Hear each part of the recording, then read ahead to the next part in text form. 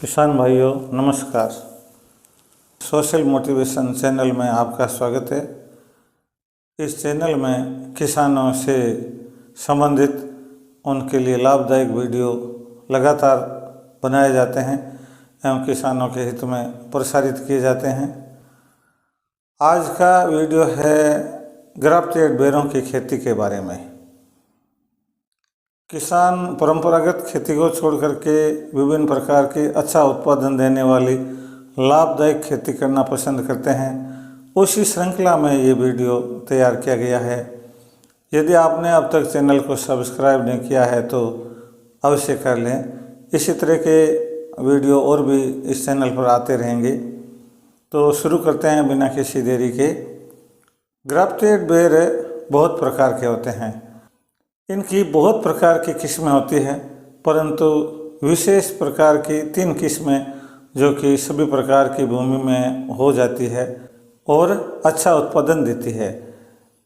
इनमें एक है थाई बेर, एक है सेव बेर और एक होती है इलायची बेर। ये तीनों ही प्रकार के बेर एक ही समय में फलते हैं, जनवरी में फल देते हैं और अच्छी पैदावार हो जाती है। इन तीनों की विशेषता मैं आपको बता देता हूँ थोड़ी थोड़ी अलग अलग प्रकार से। थाई बेर आप स्क्रीन पर पीछे देख रहे हैं, आपको दिखाई दे रहे हैं। ये बड़े बड़े बेर होते हैं हरे रंग के। इनका वजन ज़्यादा होता है, स्वाद मीठा होता है, दूध की तरह से, जैसे कि मावा होता है चीनी मिलाया हुआ, इस तरह के बड़ा खटाई से युक्त हो, बड़ा शानदार स्वाद होता है और बाज़ार में बहुत महंगे भाव से बिकते हैं। दूसरे प्रकार के बेर होते हैं सेव बेर। इनकी शक्ल एकदम सेव जैसी होती है, थोड़े से छोटे आकार के। यदि किसी ने पहले नहीं देखे हो तो देखते ही वो कहेगा अरे ये तो सेव, फिर हम कहेंगे नहीं सेव नहीं भाई ये बेर है। इनका टेस्ट भी बिल्कुल सेव जैसा ही होता है। शुरू में ये हरे रंग के होते हैं, थोड़ी थोड़ी धारियाँ होती है, तो कच्चे होते हैं, तब तक इनका स्वाद इतना बढ़िया नहीं होता है। परंतु जब ये पक जाते हैं तब इनका रंग थोड़ा सा सफ़ेद लिए हो जाता है, बहुत ही टेस्टी होते हैं ये। इसी प्रकार से तीसरी किस्म के बेर जिनका मैं आपको बता रहा हूँ पूरा वर्णन, इलायची बेर। जैसा इनका नाम है वैसी इनकी शक्ल इलायची जैसी, बीच में से थोड़े से बड़े और दोनों किनारों से चपटे, एकदम तीखे टाइप के होते हैं। ये बेर भी आप स्क्रीन पर देख रहे हैं। सेव बेर भी आपको दिखाते हैं। सभी तरह के बेर आपको प्रैक्टिकल बता रहे हैं।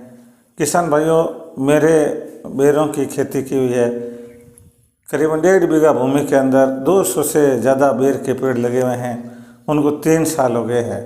जब तक ये छोटे थे तब तक तो इतने ज़्यादा फल नहीं आते थे, परंतु अब की बार क्योंकि 3 साल के पौधे हो गए तो बड़े हो जाने से बड़े अच्छे बेर इनके लगे हैं।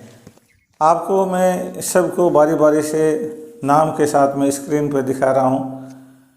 सेव बेर, थाई बेर और ये जो तीसरे प्रकार के इलायची बेर हैं, इनमें उत्पादन की दृष्टि से देखें तो थाई बेर सबसे ज़्यादा बढ़िया उत्पादन देते हैं। 30 किलो से 50 किलो तक बेर हो सकते हैं और मार्केट में इनके 50 रुपये 60 रुपये प्रति किलो से होते हैं भाव। परंतु ऐसे थोक में भी बेचें तो 30 रुपये से कम में, 40 रुपये से कम में ये नहीं बिकते। बड़े अच्छे इनके भाव मिलते हैं। किसानों का फसलों को उत्पन्न करने का मुख्य उद्देश्य लाभ प्राप्त करना होता है, इसमें कोई संदेह वाली बात नहीं है। और मैं आपको गणना करके बता देता हूँ कि मान लीजिए कि 30 किलो बेर हैं और 30 रुपये प्रति किलो से भी यदि बिकते हैं और इस तरह से 900 रुपये एक बेर की झाड़ी एक आपको इनकम दे सकती है। और यदि आपने ऐसे ही यदि 100 बेर लगा रखे हैं तो 90,000 रुपये की इनकम 1 बीघे में हो जाती है। इसमें ज़्यादा काम नहीं होता है। ये तो केवल मात्र महीने 1.5 महीने में जब बेर लगते हैं उस समय में बस तोड़ लिए, बाज़ार में बेच दिए, मुख्य काम यही होता है। परंतु मैं आपको मेरा जो अनुभव है उसके आधार पर बताना चाहता हूँ कि बेर की खेती करने के लिए किन किन बातों का ध्यान रखना चाहिए। यदि हमें जानकारी नहीं होती है तो जानकारी के अभाव में हम उतना फ़ायदा नहीं ले सकते जितना कि हमें लेना चाहिए।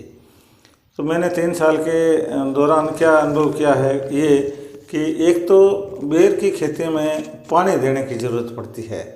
ड्रिप सिस्टम से यदि हम पानी लगा देते हैं, थोड़ा थोड़ा खड्डा करके बेर के पास में, उसमें 2-3 बूंद बूंद सिंचाई का सिस्टम कर दिया जाता है, तो उससे पानी लगातार दिन में घंटे भर 5-4 दिन में पिला दिया तो उससे पानी की पर्याप्त पूर्ति हो जाती है। पानी मिलने से ये पौधे बढ़ते हैं। दूसरी बात इसमें होती है खाद देने की। यद्यपि ये प्रचार किया जाता है कि उस तरह का न्यूट्रिशन दौर, इस तरह का ये दौर, वो फसल में ये लाभदायक है, ये सब दवाएं बेचने वाली बात होती है। कोरा जहर देने से कुछ ही फायदा नहीं होता है। भगवान की जो कुदरत है और कुदरत के हिसाब से जो फसलें होती है वही बड़ी शानदार होती है। हमें इस तरह से बहुत ज़्यादा खर्चा करके बर्बाद होने की ज़रूरत नहीं है। मैं आपको ये साफ साफ बात बताता हूँ कि बहुत ही ज़्यादा जहरीली दवाइयाँ देने से पौधा बढ़ने की, पौधे के पत्ते के रंग बदलने की, पता नहीं हजारों प्रकार की दवाएं केवल व्यापारिक दृष्टि से प्रचार के लिए आती है और हम उनको लाते हैं और जहरीला बना देते हैं पौधे को। ऐसा करने की कोई ज़रूरत नहीं है। अन्नदाता परमपिता परमात्मा ने पौधे बनाए हैं और उनको बड़ा करना उनका सिस्टम है कुदरती, उससे बड़ा कोई सिस्टम नहीं है।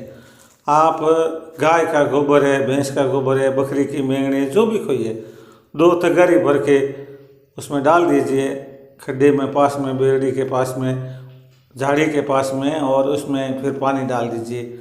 किसी भी तरीके से बाल्टियाँ भर के या आपके पाइप से है तो एक बार आप पर्याप्त पानी डाल दीजिए। फिर बाद में धीरे धीरे वो गीला रहेगा तो उसके अंदर जो पोषण है खाद का चलता रहेगा। 6 महीने देने की कोई ज़रूरत नहीं एक बार खाद देने के बाद में, और अगले 6 महीने में एक बार आप और दे सकते हैं। बस ये इतना सा काम है और किसी तरह का कोई खाद देने की या अन्य प्रकार का कुछ सिस्टम करने की ज़रूरत नहीं है। आपको बाढ़ करनी ज़रूर होती है क्योंकि आवारा पशु, विशेष रूप से ये रोजड़े है, हरिण है या फिर ये सूअर जंगली, ये नुकसान पहुंचाते हैं इन भेड़ियों को। इसलिए हमें तारबंदी करनी ज़रूरी हो जाती है उनकी सुरक्षा के लिए। और तीसरी बात, इनमें एक फल मक्खी का प्रकोप हो जाता है। जब पौधे में फल लगने वाले होते हैं उस समय में फल मक्खी बड़ी चमकीली सी होती है, आप देखेंगे तो आपको दिख जाएगी। ये चमकीली सी मक्खी फलों पर अंदर अंडे दे देती है फलों के अंदर, और फिर ये बड़े हो जाते हैं और फल के अंदर ही वो बच्चे बन जाते हैं। तो इसको अपन कहते हैं ये बेर कीड़ाए हो गए।